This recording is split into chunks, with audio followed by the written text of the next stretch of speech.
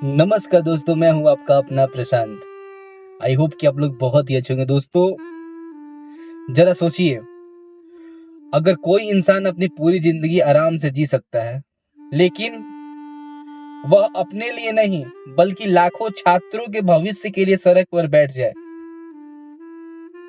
भूख से लेकर के अपनी सेहत दांव पर लगा दे, तो क्या वह सिर्फ एक व्यक्ति होता है या फिर एक सोच, एक आंदोलन, एक उम्मीद बन जाता है? आज की कहानी ऐसी ही एक इंसान की है, सोनम वांगचुक जी की। बचपन से अलग सोच, लद्दाख की बर्फीली वादियों में एक छोटा सा गांव में एक बच्चे का जन्म हुआ, जिसका नाम सोनम वांगचुक रखा गया। उस समय वहां अच्छी स्कूल की व्यवस्था नहीं थी। कहा जाता है कि शुरुआती वर्षों तक उनकी पढ़ाई घर पर ही हुई। बाद में जब उन्होंने औपचारिक शिक्षा शुरू की, तो उन्हें महसूस हुआ कि दूर दराज के बच्चों के लिए बनी शिक्षा व्यवस्था उनकी जरूरतों के अनुरूप नहीं है। यहीं से उनके मन में एक सवाल पैदा हुआ, क्या शिक्षा का उद्देश्य सिर्फ परीक्षा पास करना है या जीवन जीना भी सीखना है? एक नई शुरुआत। इंजीनियरिंग की पढ़ाई पूरी करने के बाद उन्होंने आरामदायक नौकरी चुनने का बजाय शिक्षा सुधार करने का रास्ता चुना। 1988 में उन्होंने सिख मॉल की शुरुआत की।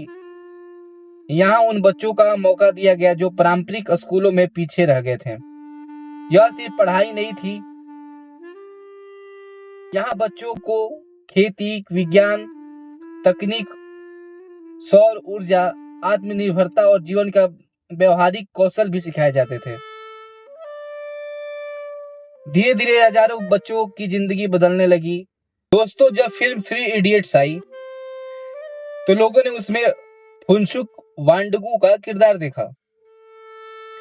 कई लोगों का मानना है कि इस किरदार की प्रेरणा सोनम वांगचुक के काम और सोच से ली गई थी, लेकिन उन्होंने कभी प्रसिद्धि को अपना लक्ष्य नहीं बनाया। उनका लक्ष्य था हर बच्चे को बेहतर भविष्य देना। पर्यावरण के लिए भी काम किया। पर्यावरण के लिए भी काम सिर्फ शिक्षा ही नहीं था।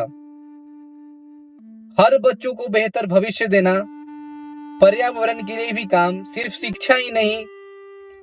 उन्होंने लद्दाख में पानी की समस्या को भी समझा। उन्होंने आइस स्तूप जैसी तकनीक पर भी काम किया, जिससे सदियों में पानी जमा करके गर्मियों में किसानों तक पहुंचाया जा सके। यानी जहां लोग समस्या देखते थे, वहां सोनम वांगचुक समाधान खोजते थे। फिर आया संघर्ष का दौर, समय बदला।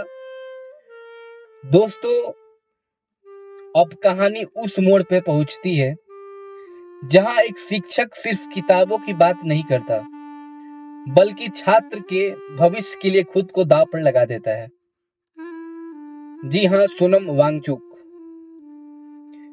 वांगचुक का मानना था कि अगर देश एक शिक्षा व्यवस्था पर सवाल उठा रहा है या उठ रहे हैं, अगर प्रतियोगी परीक्षाओं में बार बार गड़बड़ी की खबरें आ रही हैं और अगर लाखों छात्र अपने भविष्य को लेकर चिंतित हैं, तो इस पर गंभीर राष्ट्रीय चर्चा होनी चाहिए। उन्होंने कहा कि जब एक छात्र सालों मेहनत करता है, परिवार उम्मीदें बांधता है और फिर किसी गड़बड़ी की खबर आती है, तो सबसे बड़ा नुकसान उस छात्र के विश्वास का होता है। इस सोच के साथ उन्होंने शांतिपूर्वक तरीके से अनशन शुरू किया। शुरुआत में कुछ ही लोग उनके साथ थे, लेकिन जैसे जैसे दिन बीतते गए, छात्र, शिक्षक और कई सामाजिक कार्यकर्ता उनके समर्थन में आने लगे।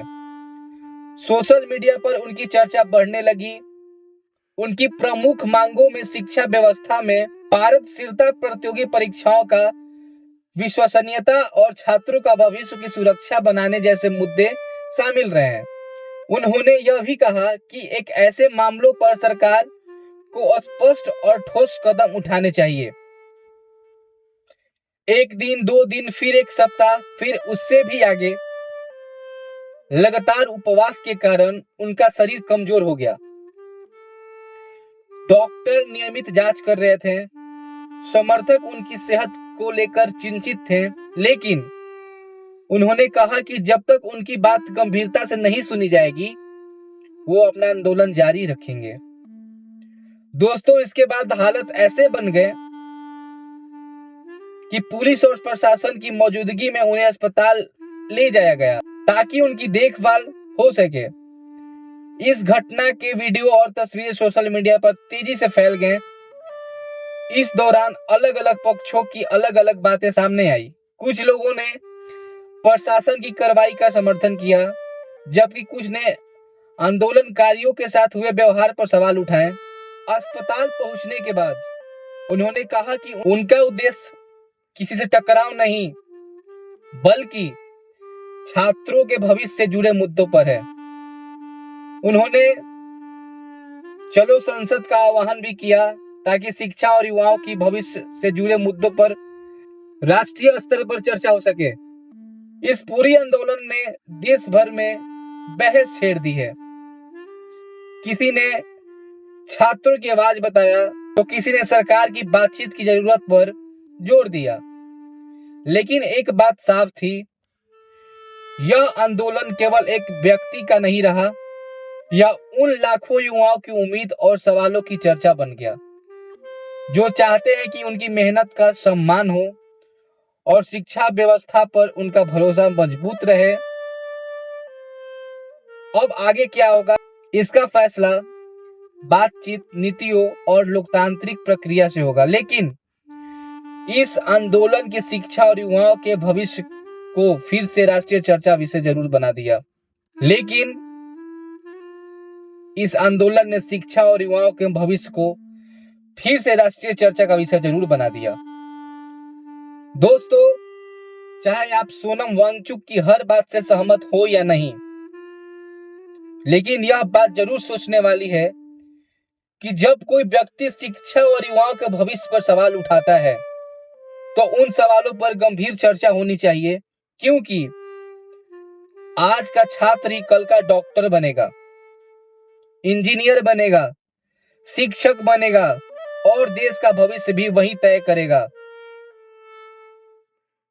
अगर आपको यह कहानी पसंद आई है तो वीडियो को लाइक करें, चैनल को सब्सक्राइब करें, कमेंट में जरूर बताइए कैसा लगा आपको। क्या आपको लगता है कि भारत की शिक्षा व्यवस्था में और सुधार जरूरी है?